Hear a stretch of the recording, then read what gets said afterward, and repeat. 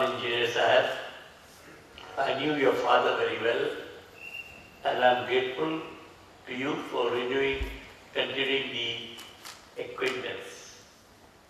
The subject is a very topical one and also a very painful one.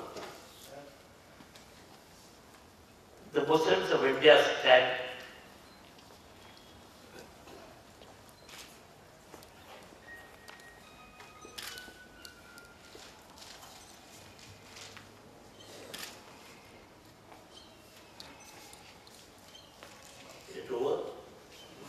today in 2018, the Muslims of India stand in a much worse position than they did in 1857 or in 1947. In 1857, there was a crème de la crème, especially of Muslims, literators, poets, academics in the entire North India and even in South.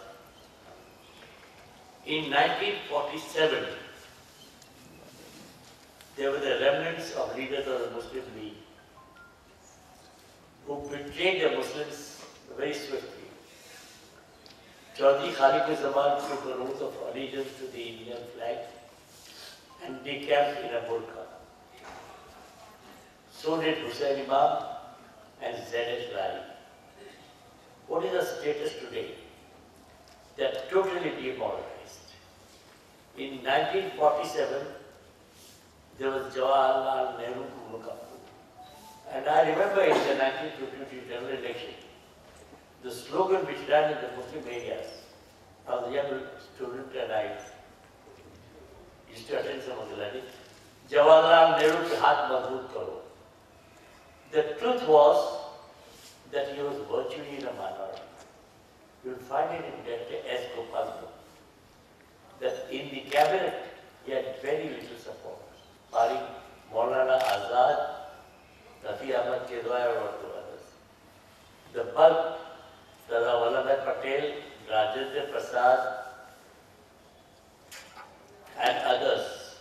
And he wrote to Govind Pant, all the major chief ministers were hostile to Muslims. Ravi Shankar Shukla, B.C. Roy, Noorani Desai was an overbearing understudy of B.G. Khair. Govind Pant, the father of the Ayodhya tragedy, all of them. And Pandit Nehru wrote to him as late as 1950, I can't enter UP now, I feel a stranger. Today they are demoralized, they are confused, they have no leadership, and they feel wronged and betrayed. Leaderless, educationally, they are backward. There's a rampant discrimination in the services, in education, and in housing. People like Shabana Azmi and others who are not too forthcoming on Muslim issues, ours, as I know, too forthcoming, they have to suffer. Police record is abysmal. I saw Mr. Vibhuti Narayan Rai here, who's done global work on the Hashipura massacre. In 1857, there were the British who could look up to. In 1947, there was Jawaharlal Nehru and for some time Gandhi. And there were remnants of the old congressmen who believed in secular values. Today, the Muslim membership of the Lok Sabha has sunk to an all-time low, 22. The Prime Minister took oath at his first speech in the Lok Sabha. He referred to 1,000 years of slavery, which is the RSS line. It was not 200 years of slavery under the British. It was the so-called Muslim rule. Mind you, as the historian Robert Tapper said, they were not Muslim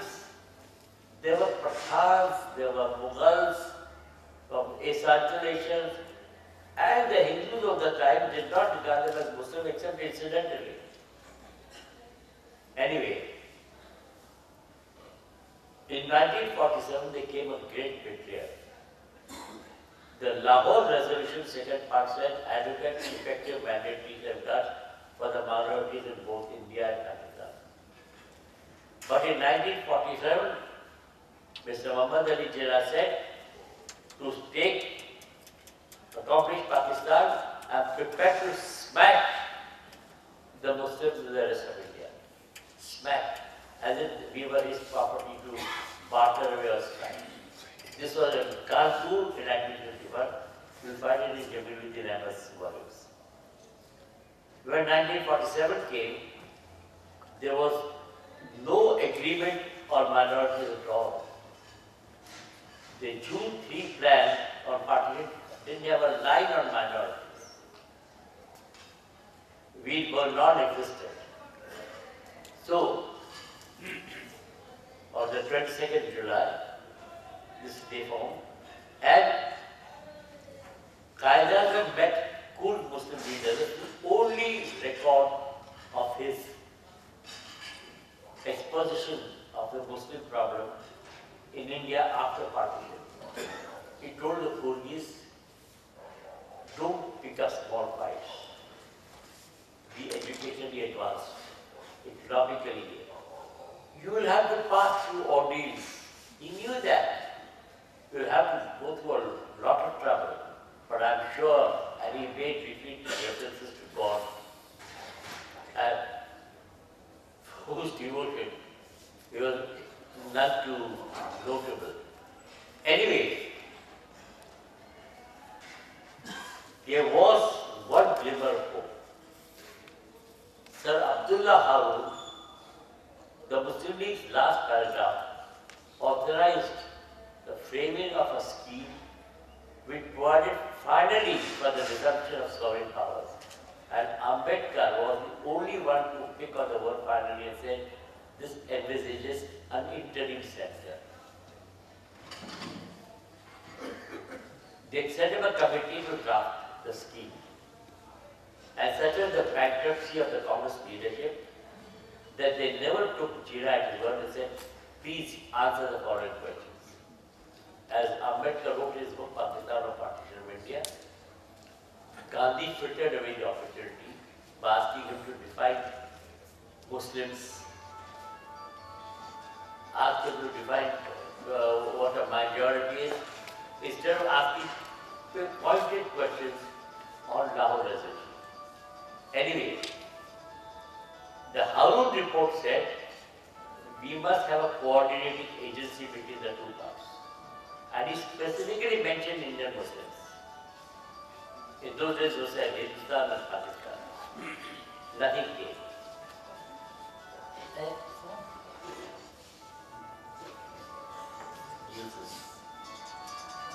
Excuse me. There came this partition, and Qaeda said the Muslim minorities on both sides should be loyal, and he told the Kurdi Muslims that your fate will depend on India-Pakistan relations. Incidentally, that was also Jawaharlal Nehru's thesis. So Indian Muslims became hostages to the relations between India and Pakistan. In December 47, the All India Muslim League met in Karachi. And for the first time in his life, Jinnah was questioned. What about us? You have not read the resolution carefully. Actually, they had read the resolution carefully, but to such of the awe. However, every single Muslim League leader of North India said, we don't want a Muslim League in India. But Qadir and Liaquat Ali and Abdullah Pishta said, they'll be lost to Islam. So we must have a Muslim League, otherwise they'll go for Maulana Azad. As a matter of fact, in the after partition, it was the Congress Muslims who came to the aid. And they acted as mediators between the powers that be and the Muslim community. Maulana Azad and Rafi Ahmad Kidwan particularly. there was a very independent-minded Muslim, a wise man who was one of the tallest leaders in the Muslim League, now Muhammad Ismail of Kerala. But Qaeda wanted a yes man. So he preferred Chaudhry Khalid Zaman. A youth military secretary wrote a book in which he said, I saw Nawab Sahib seated or forlorn on a bench in the Rashtrapati, in the Governor General's house. He said, Nawab Sahib, aren't you going to Pakistan? He said, why should I? This is my country, I live here. He had, and Jinnah is on record saying, that man will say now he's talking sense. There was never any, they regarded each other well, but Nawab Sahib had an old mind. Unfortunately, Qaeda selected Chaudhry Khalid Zaman. And thereby hangs that table. Chaudhry Khalid Zaman, under pressure here, issued a statement supporting the Indian case of Kashmir. Next time he went to Karachi, as he was waiting for Muhammad Ali Jinnah to enter the hall, there comes the Qaeda with a paper in his hand, showed him the statement. He said, sir, I'm an Indian. He said, yes, it was harmed us enormously. Next thing Khalid Zaman did was to put on a burqa and leave within months. This is what happened to Muslims. Zayd Lari, Hussain Imam, they were leaderless. Now, a Muslim League was imposed on Muslims and a mouse was appointed their leader.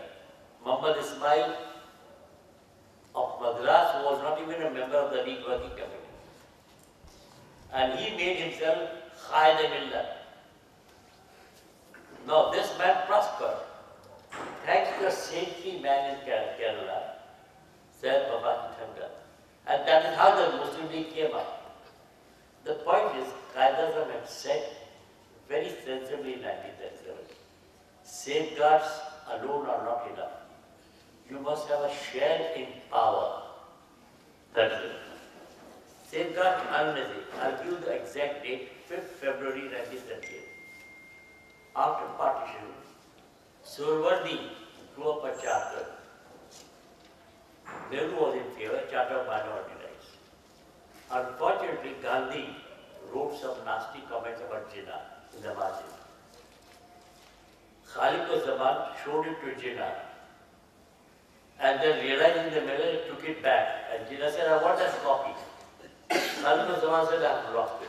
So Jinnah said, it's a pity you lost it. But this is how it fell through. But what could the charter have done? I'm coming to a central point. The mere legal constitutional safeguards are not enough.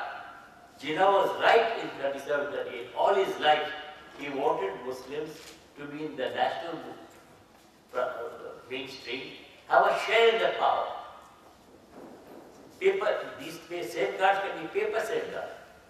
However, Patel then said, put forward in the Constituent Assembly, the Advisory Committee of report on minorities, of which he was chairman, and which provided for reservation for seats for Muslims.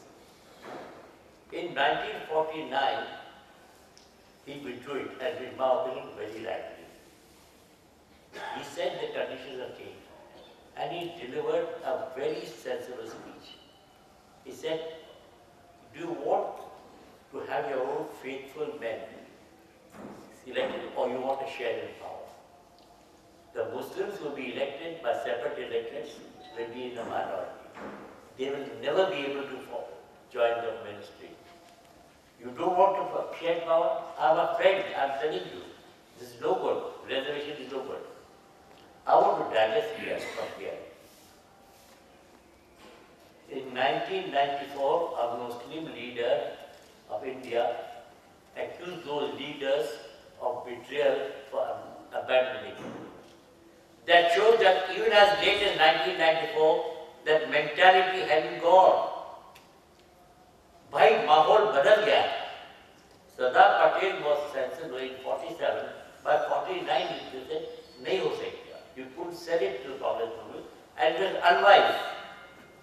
And Ambedkar said, isolation is the worst thing that can happen to a minority. By segment electorates, daily की मस्जिद बनाई गया. In joint electorates, the Hindu will seek Muslim votes and the Muslim will seek Hindu votes. I happened to be in the stage in 1964 when young students went south and got the black register. Papers reported that a Ku Klux man who began moderating the position to win the votes of the blacks. Joint electorates is a boom. However, what happened is that for some time there was a complete silence on the minority rights, and the curve turned in February 61 with the Jabalpur riots, February 1961. Until then, strangely enough, and that coincided with the formation of the Jalsa and the rise of the RSS. Jabalpur riots. This is an official document published the Srinagar Conference of the National Integration Council around middle of June 1948. They said that this is the position. The position was that Muslims could not even meet to seek redress for their wrongs. Funnily enough, there was a meeting at the height of the riots in Sambalpur. They passed a resolution. The resolution was not for protection or compensation. The resolution was to send a telegram to the UN Security Council supporting India's case of Kashmir. So the Kashmir issue became and still is a loyalty test of Muslims. By that test, of course, I am a traitor. But I don't believe that my loyalty is to be judged. I am a good Indian precisely because I believe it is not in the national interest to keep this dispute hanging around. Or for that matter, about the dispute in China. At this time, Dr. Syed Mahmood, an old time, I hate the word naturalist Muslim, I mean they would also use the word naturalist Hindu. Dr. Syed Mahmood had a convention. And I remember very well, I'm old enough to recall Congress Working Committee criticized it, excuse me, Congress Working Committee criticized it, the press railed against it. He included congressmen. Then in 1964, he set up All India Muslim Majlis Mushawara. I mentioned, I was not, and I'm still not anybody, but Dr. Syed Mahmood, with his affection, invited me to join. I said, Dr. Saab, I'll join immediately. On what conditions? You open the doors to the non-Muslims. Because it is my belief that every act of discrimination against an Indian on ground of religion, race, color, sex, or whatever, is an Indian lapse from Indian ideals. It's a matter for all Indians. And I'll come to it when I give concrete suggestions. It's a look of मेरे बस की बात की. You know the pose that the Mushawara took. The stage came in the last few years, they wanted funds to set up a big building. I asked one of them, I said, क्या करोगे? What will you do with the building? What you can't do? आपके Indian चार है उसको मिल सकते हैं किसी hall में. However, nothing happened. And the test came is Babri Masjid. The best research on Babri Masjid has been done by non-Muslims. Niranjan Bhattacharya, Robila Thapar, name them. Only Akhtar Ali Sahib of Aligarh did something. And even that doesn't compare well. The Muslims set up action committees comprising Muslims alone. Now, for God's sake, that mosque was covered by the Act of 1958 as an ancient monument. This was a time for statesmanship, and Muslims should have said, we will conquer every secular-minded person who wants to protect the people. Mr. Shahabuddin had done research. I remember I was in touch with him then, that Samudra, but that's a proposal he should have read when the sea had reached the light. He immediately rushed to Rajiv Gandhi and showed it to him.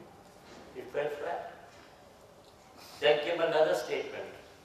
If there's a temple beneath, I will be the first, but he was nobody to speak on their behalf. The point is that the Sant Parivar said, we'll dig up evidence, and that's how the case got derailed, and is derailed before the Supreme Court today. Although the Supreme Court in its 1994 judgment said, nothing doing, we are not going to history.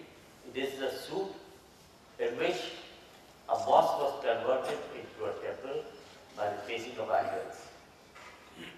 The inevitable happened. These Muslim bodies, action committees and non-action committees split. Madhu Limay would have been very happy to see people emulate his example. And after that, the Muslim leaders didn't remain idle. They began a plea for reservations. That was as late as 1994. Then there was a movement for empowerment. Who would empower you? The people in power.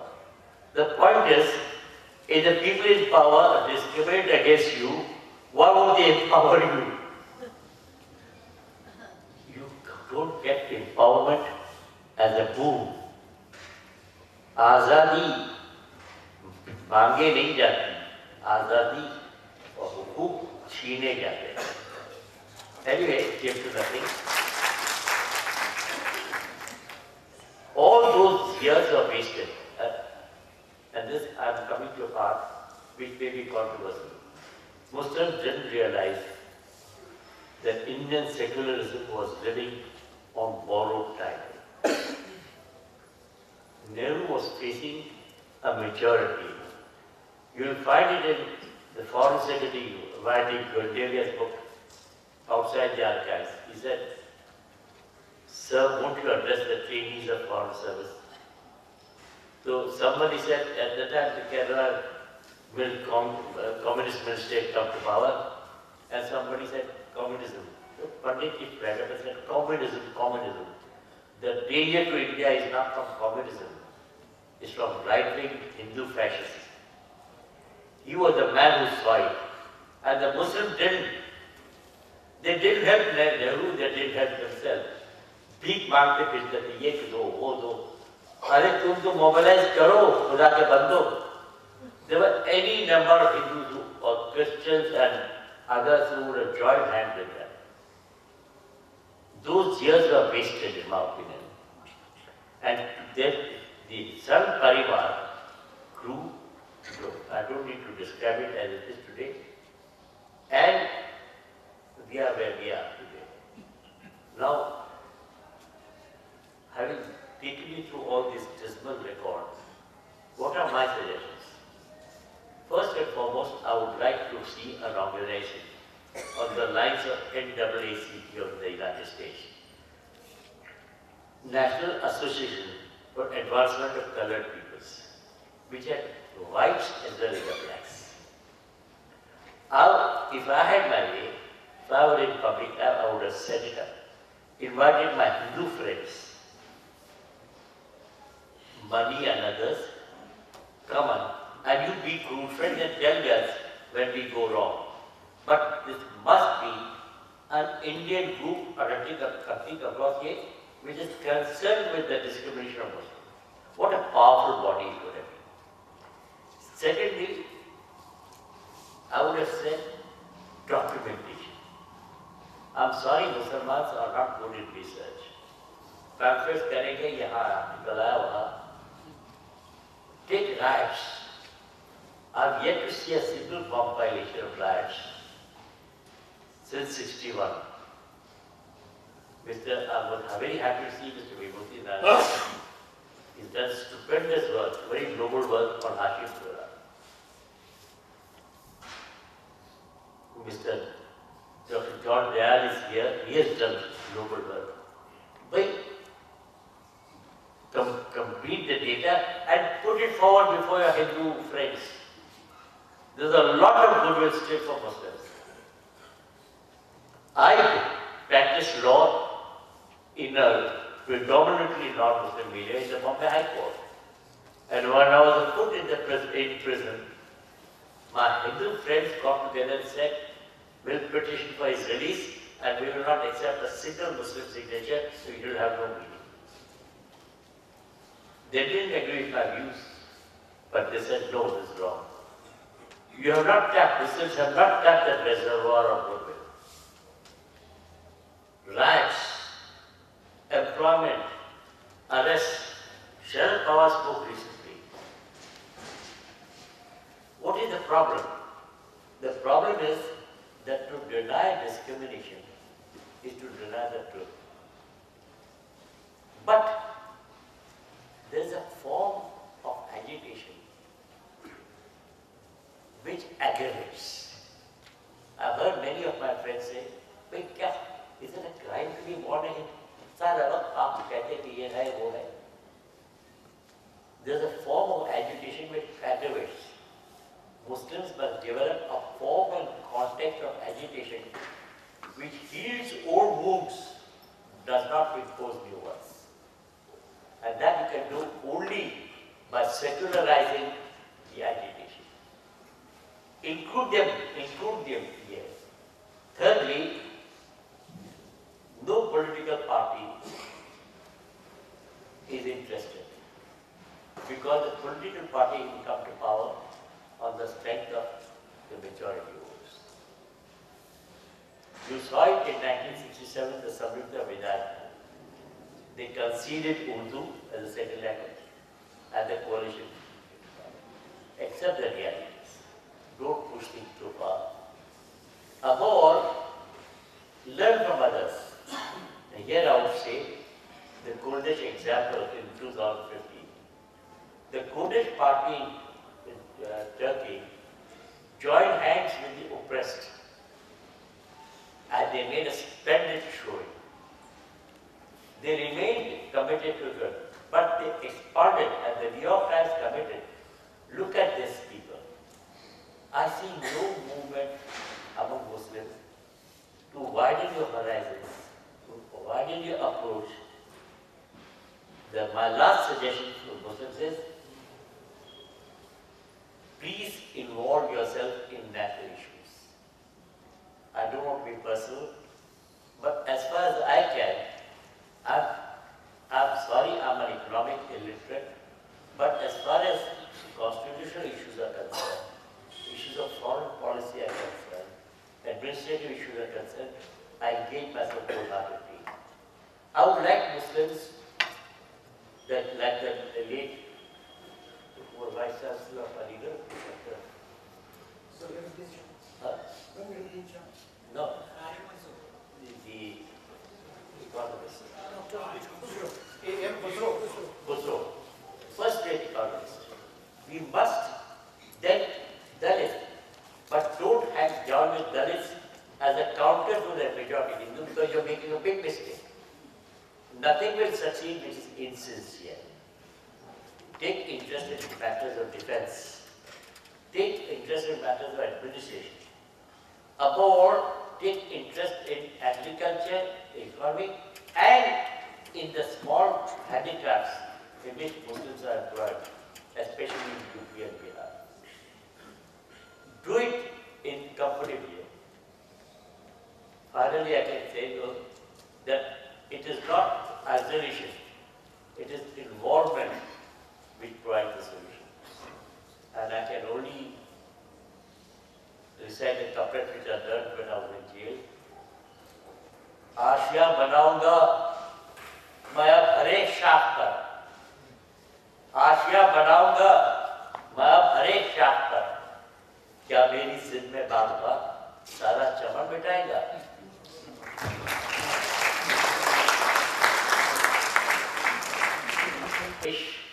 The mainstream press would take it up in a big way. Thank you, sir. Thank you, sir. My name is Dr. My question is related to the political space where Muslim is not getting in. At least here, the last general election, the Muslim representatives in the parliament is very low. And if you look at the current political scenario in India, left is thinking the Congress or BJP, they are like a musical chair.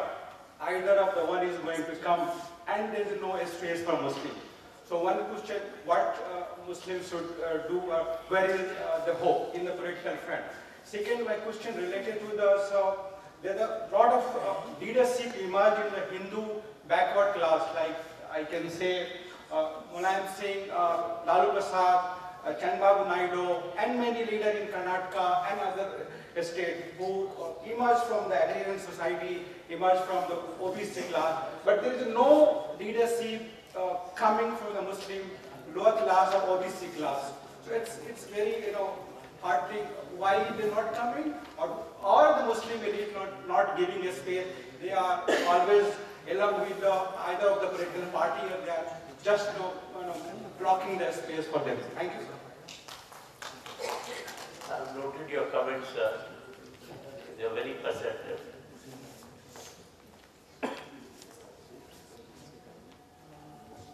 Sir, you have said that in 1947, and after that in Muslims locality, the Nara was Pandit Nehru ka haath ko mazboot karo. Nehru was in power till mid-1960s.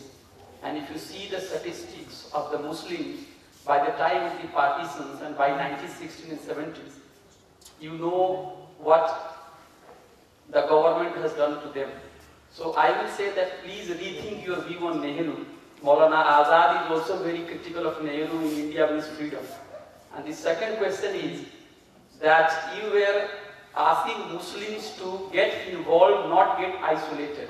But is it not the majority community getting isolated? The leader of the so-called the secular party is more busy to visit temple and show himself as a Janeudhari Brahmin than talking about secularism. Majority community is abandoning minority. Minority is not abandoning the majority community. You are absolutely right. Nehru could have done much more. But remember, Nehru wrote that famous article on Chanakya in the 30s. Nehru's main concern was to make the Congress rule a success. Let me mention an episode which I ought to have mentioned earlier. In Bombay, there was a very right attorney, Saif Tayyabji, a descendant of Badruddin Tayyabji.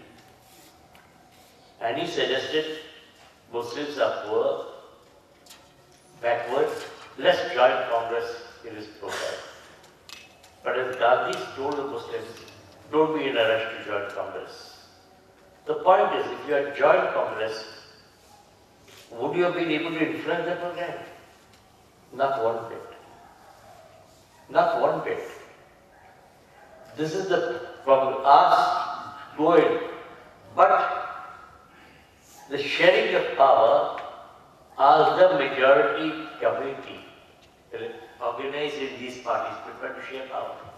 So at one point, you have to build your own resources, build up the parties, and then parley with them and negotiate. All right, what are you prepared to do for us? And we'll join hands with you.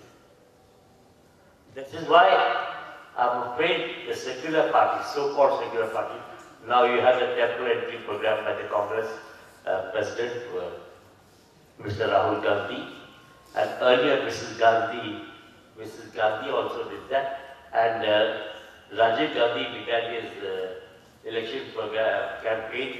We're going to Merai Bawa, who would put his foot on the head of the person who sought his blessings. So you have to accept this reality. Denunciation is no use. Cold reality, realism, and then think coolly what should be our goal. I'm coming to this. Actually, sir, I was going to ask some other question, but just now I'm confused because you advised the involved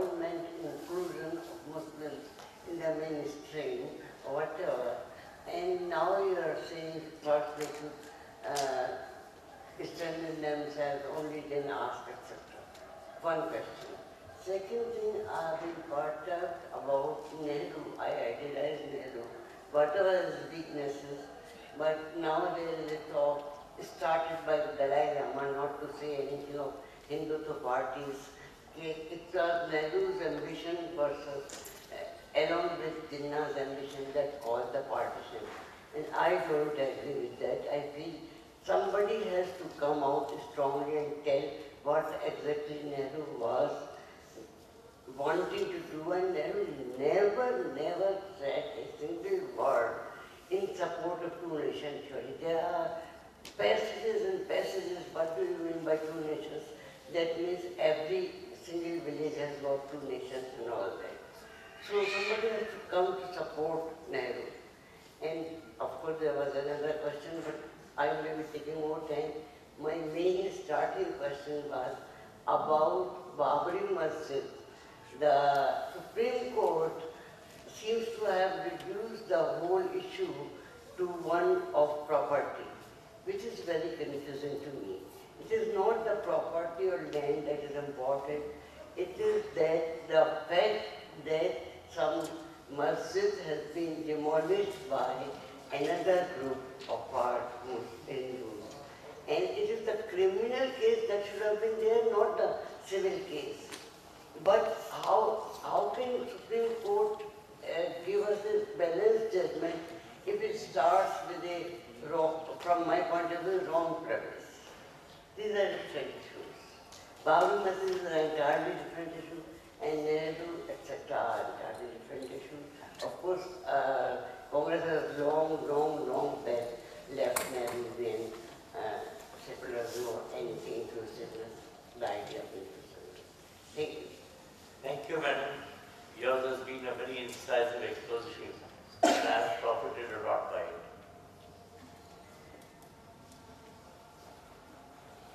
What about Babri Masjid's analysis? What is the issue at all? Yeah.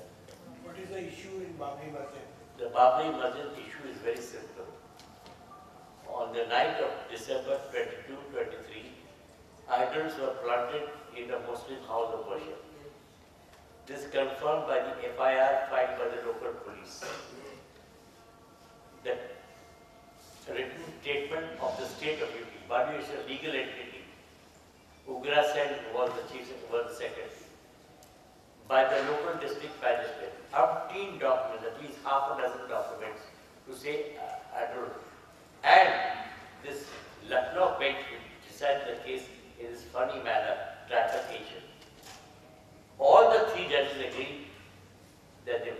And Mr. Advani, to his lasting disgrace, said that they appeared on that night. Organizer also said they appeared on that night, miraculously.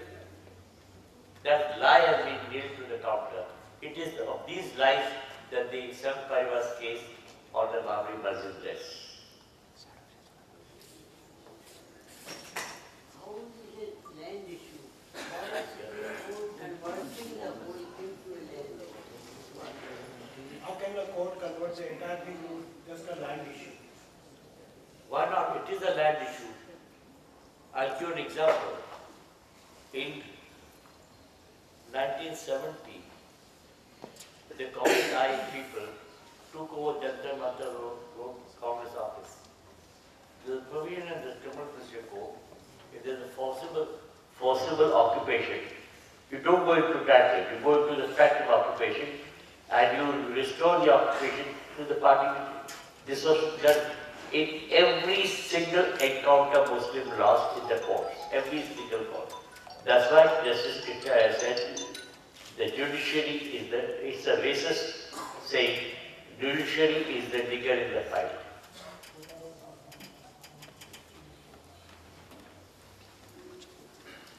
Myself is Chikaradi.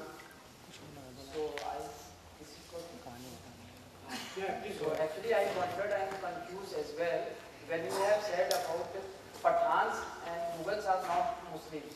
So who were they and who are they? Pathans and Mughals are not Muslims. Who are they? They happen to be Muslims, but just as we are Indians and Muslims, they were also Muslims and Mughals and Muslims.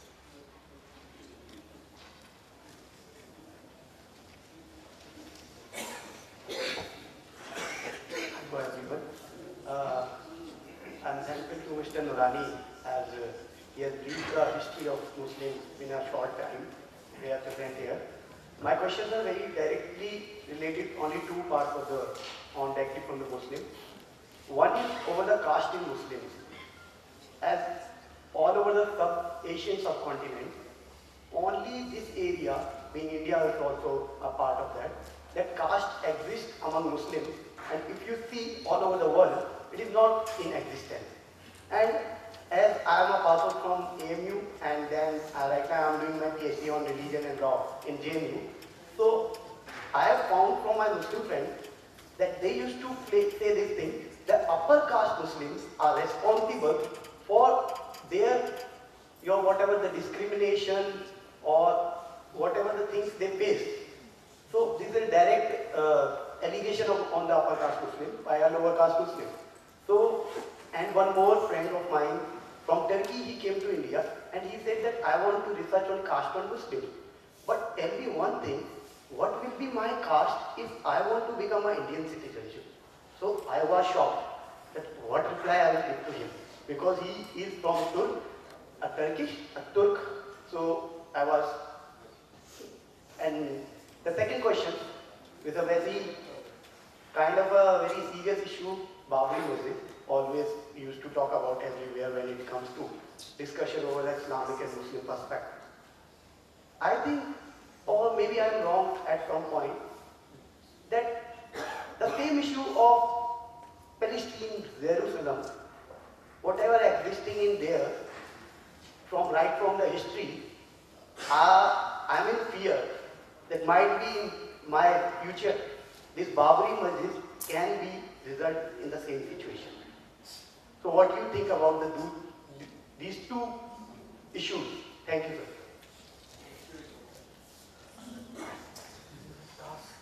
Muslims, is there casteism in Muslim?